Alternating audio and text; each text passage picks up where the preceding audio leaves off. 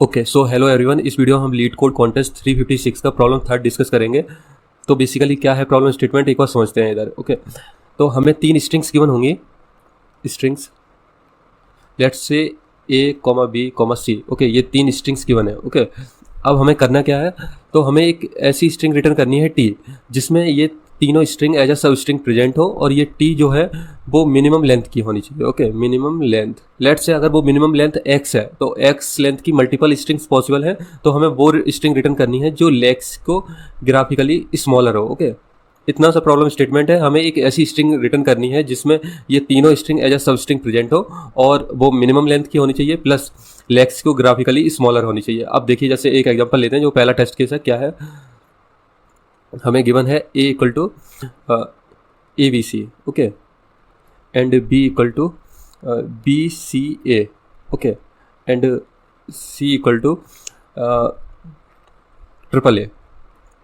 Okay अब इसकी resultant string क्या बनेगी जो इन तीनों स्ट्रिंग को कंटेन करे एंड लेक्स को ग्राफिकली स्मॉलर हो। ओके तो अगर हम सपोज इन दोनों को मर्ज करें तो क्या बनेगा, मर्ज करें तो यहाँ से तो कुछ भी कॉमन नहीं है क्योंकि इधर लास्ट जो कैरेक्टर है वो सी है, इधर बी है, तो इसमें से मर्ज नहीं हो सकता।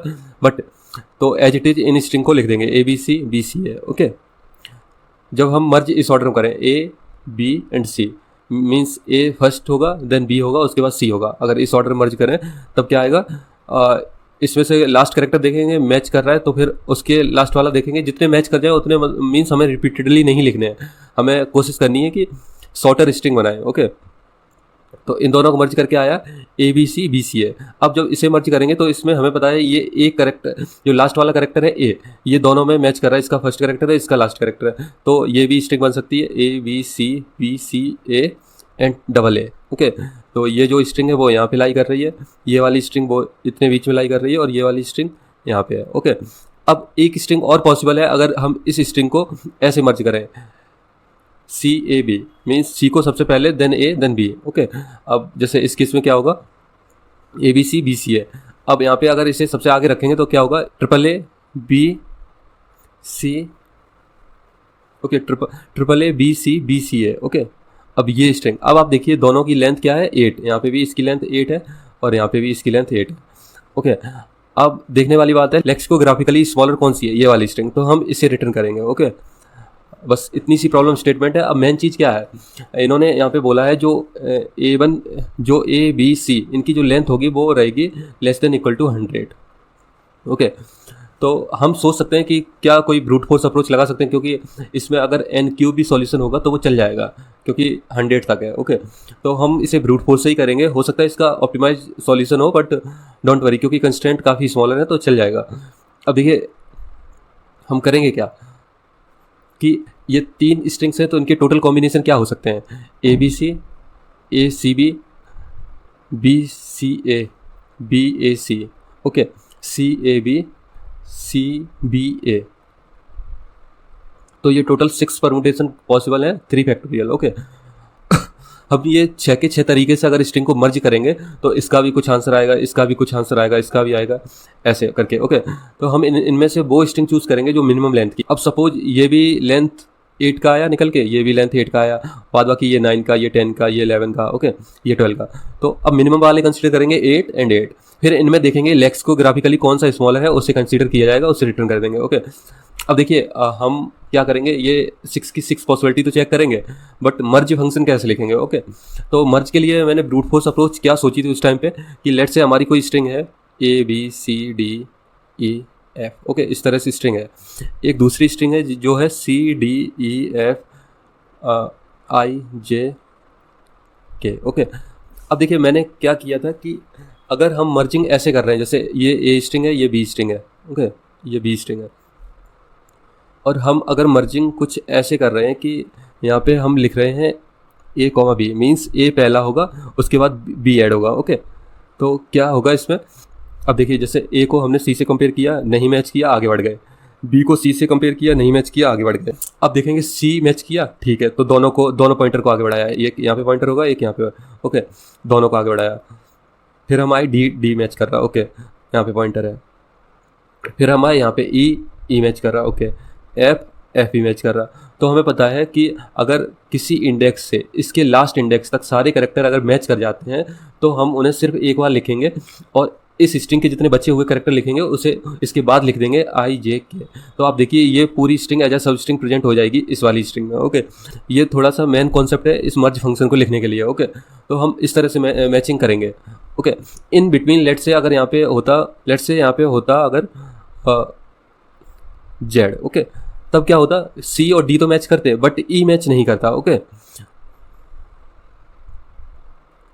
तो हम क्या करते हैं कि मीन्स इस वाले इटरेशन को कंसीडर ही नहीं करते, क्योंकि मैच करें तो किसी पर्टिकुलर इंडेक्स से टिल लास्ट इंडेक्स तक सारे मैच करें, अदरवाइज कोई भी मैच ना करे। ओके, क्योंकि अगर बीच में एक भी कैरेक्टर मैच नहीं हुआ तो हम उसे उस पूरे ही सबस्ट्रिंग को कंसीडर नहीं करेंगे, क्योंकि उसे एज ए सबस्ट्रिंग प्रेजेंट हम कर ही नहीं सकते, क्योंकि एक भी कैरेक्टर अगर मैच नहीं हुआ। ओके, अब जब अगर एक भी कैरेक्टर ऐसा निकल आया जो मैच नहीं हुआ तो हम क्या करेंगे, अगले इटरेशन से स्टार्ट करेंगे, मीन्स डी से स्टार्ट करेंगे।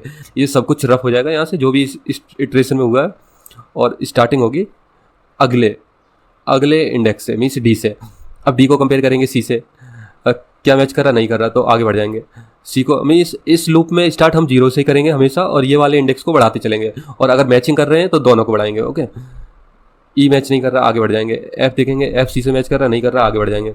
तो हम देखेंगे कि हमारा एक भी कैरेक्टर अगर मैच नहीं हुआ है तो हम एज दोनों स्ट्रिंग को एज टिच कंकैटिनेट कर देंगे, like A plus B, simply A plus B करेंगे और उसी तरह से मर्जिंग होगी अगर एक भी कैरेक्टर मैच नहीं हुआ। ओके, यहाँ पे मेन चीज़ सोचने वाली है कि सपोज अगर हम इस इंडेक्स में है आई डी एक्स, ओके, ये आई डी एक्स हमारा है, और यहाँ से सारे इंडेक्स अगर मैच कर रहे हैं तभी हम इस स्ट्रिंग को सिर्फ एक बार लिखेंगे, और बाद बाकी जो सेकंड स्ट्रिंग है उसमें जो रिमेनिंग कैरेक्टर है उसे इसके बाद ऐड कर देंगे। ओके, अगर इसमें से एक भी कैरेक्टर मैच नहीं होता है तो हम ऐसा नहीं कर पाएंगे, क्योंकि ये वाली जो स्ट्रिंग है बी, ये एज अ सब स्ट्रिंग प्रेजेंट नहीं होगी इस वाले में, क्योंकि सिंगल कैरेक्टर ऐसा निकल आया जो नॉन मैचिंग कैरेक्टर है। ओके, अब देखिए, ओके, ये तो हुआ मर्जिंग वाला फंक्शन कैसे लिखेंगे। हम आई को स्टार्ट करेंगे और आई को कंपेयर करेंगे हर एक जे के साथ। ओके, कहीं पे भी अगर नॉन मैचिंग कैरेक्टर निकल आया ब्रेक कर देंगे लूप को और नेक्स्ट इटरेशन से स्टार्ट करेंगे, और कहीं पे भी पूरे सारे मैच हो गए एंड तक, तब हम देखेंगे ये जो बी स्ट्रिंग है इसका पॉइंटर असाइन कर देंगे, मीन्स कि यहाँ तक तो मैच हो गए हैं, अब इतने जो कैरेक्टर बचे उसे आप इसके बाद पुट कर दीजिए। ओके, बस इतना सा मर्ज फंक्शन का कॉन्सेप्ट है। अब देखिए एक बार कोड को समझते हैं और अच्छे से क्लियर हो जाएगा।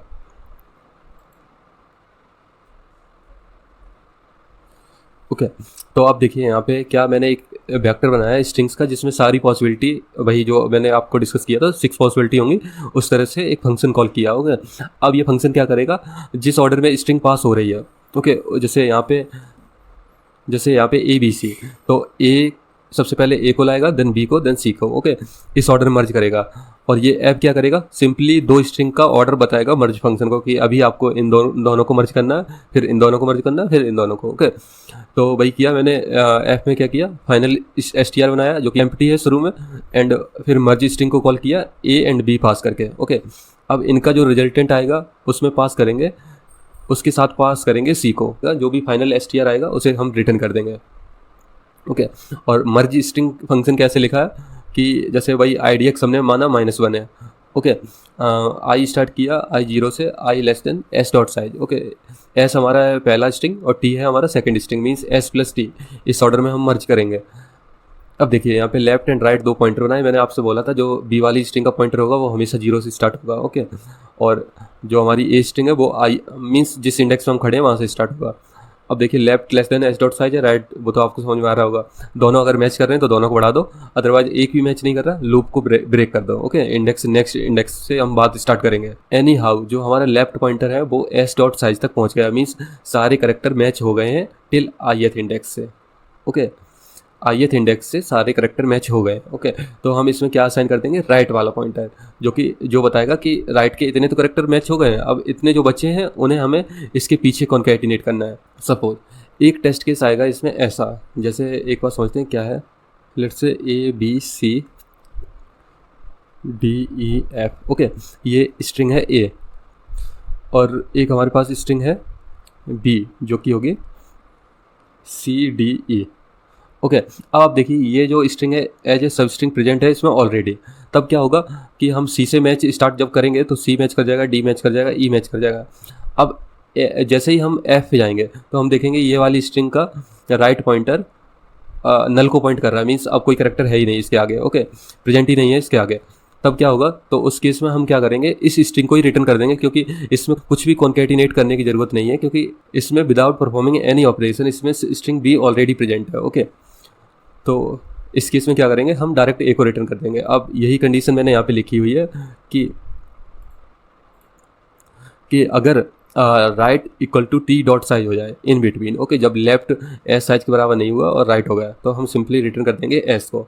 अदरवाइज एक कंडीशन ऐसी आ जाए जब जहाँ पे कुछ भी मैच ना करे, जैसे IDX वहाँ पे -1 होगा जो कि इनिशियली हमने असाइन किया है, ओके। उस केस में क्या, हमें दोनों को सिंपली कॉन्केटिनेट करना है जो हम नॉर्मली करते हैं और रिटर्न कर देनी स्ट्रिंग। और अगर कहीं पे मैच किया है, कुछ करेक्टर मैच किए हैं, तो हम आई को स्टार्ट करेंगे इस IDX से, मीन्स जो राइट वाला पॉइंटर था जहाँ तक पहुँच गया था उसके बाद के जो करेक्टर है उसे पुश बैक कर देंगे इस STR में, ओके। ये STR इनिशियली एस को पॉइंट करेगा, एस को स्टोर करेगा और बाद बाकी जो करेक्टर टी में बचेंगे उन्हें हम इसमें पुश बैक कर देंगे और फाइनली STR को रिटर्न कर देंगे, ओके। ये तो हुआ मर्ज स्ट्रिंग फंक्शन। इसमें सारी स्ट्रिंग्स यहाँ पे आ जाएंगी ऑटोमेटिक। अब हम देखेंगे इनमें से कौन सी स्ट्रिंग मिनिमम लेंथ की है और मिनिमम लेंथ की है प्लस लेक्सिकोग्राफिकली स्मॉलर है। मिनिमम लेंथ के लिए क्या कर रहा है, यहाँ पे साइज को चेक कर ले रहा है, अगर साइज मिनिमम है तो उसमें आंसर में अपना STR को असाइन कर रहा है, और अगर जो साइज है वो बराबर है किसी और मिनिमम लेंथ की स्ट्रिंग के तो हम देखेंगे उसमें मैक्सिमम स्मॉलर स्ट्रिंग कौन सी है, ओके, और उसे स्टोर करेंगे और आंसर को रिटर्न कर देंगे, ओके। तो ये था कोड। ब्रूट फोर्स अप्रोच है, मे बी हम ऑप्टिमाइज यहाँ पे कर सकते हैं इस वाले केस में, ओके। जो मर्ज फंक्शन लिखा है इसे ऑप्टिमाइज कर सकते हैं क्योंकि हम इसमें पैटर्न ढूंढ रहे हैं, तो मे बी हम KNP या एल्गोरिदम लगा सकते हैं इसमें। तो ये था सॉल्यूशन गाइस प्रॉब्लम 3 का। मिलते हैं नेक्स्ट वीडियो में, ओके, थैंक यू।